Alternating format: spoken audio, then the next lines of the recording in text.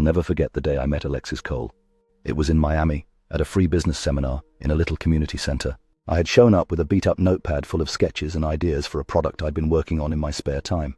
At that point, spare time meant the late hours after my 2 part-time jobs, delivering food in the afternoons and manning a gas station overnight. Alexis came in during his lunch break. He was a janitor at a mid-sized tech firm called Wild Tech. I didn't know it then, but he'd been cleaning offices for years while quietly nursing big dreams.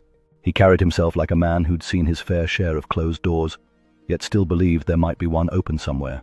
We started talking, and right away, I could tell we shared something rare. The frustration of having the vision and the drive, but none of the backing. We decided to work together, convinced that between his discipline and my technical skills, we could build something worthwhile. But the road was brutal. Investor after investor turned us down. The most humiliating moment came when we pitched our idea to a group of potential backers, and Grayson Wild, the CEO of Wild Tech, Alexis's employer, overheard. He smirked and said, "Some people should stick to what they're good at. For you, that's mopping floors, Alexis. And Martin's, dreaming doesn't pay bills." That line stuck with me for weeks. Grayson wasn't just dismissing our idea, he was dismissing us. And the worst part, word spread. Investors pulled back, saying they didn't want to get on the wrong side of Grayson. By the 4th month, we were both exhausted and broke. I was ready to walk away. That's when Savannah Brooks, my oldest friend, stepped in. Savannah had known me since middle school, and she'd seen me fight for things long after others would have quit. She looked me in the eye and said, "Your zeal is the only thing keeping this alive. If you quit now, all those sleepless nights, all those sacrifices, will mean nothing." Her words hit me hard.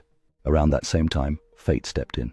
Alexis and I were sitting in Lydia Shaw's little bookstore, trying to figure out how to pay for our next batch of supplies, when we overheard a conversation between Caleb Rivas, a local mechanic, and Tanner Cruz, a freelance software developer.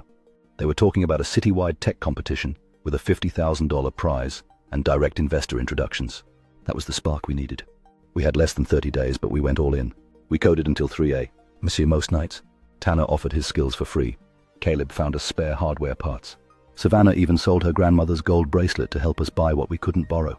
On the day of the competition, my hands were shaking. The room was full of investors, journalists, and of course, Grayson Wild, sitting there with that same smug expression.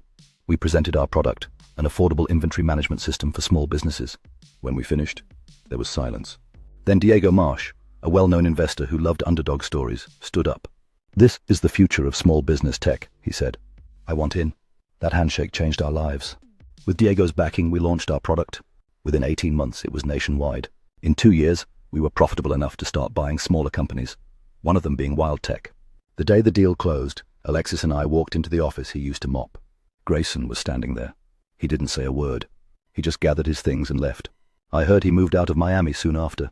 Today, Alexis runs our mentorship programs for young entrepreneurs, and I head up innovation. Savannah is on our board of advisors. And if there's one thing I've learned through all of this, it's that the hidden cost of quitting too soon is never knowing how close you were to winning.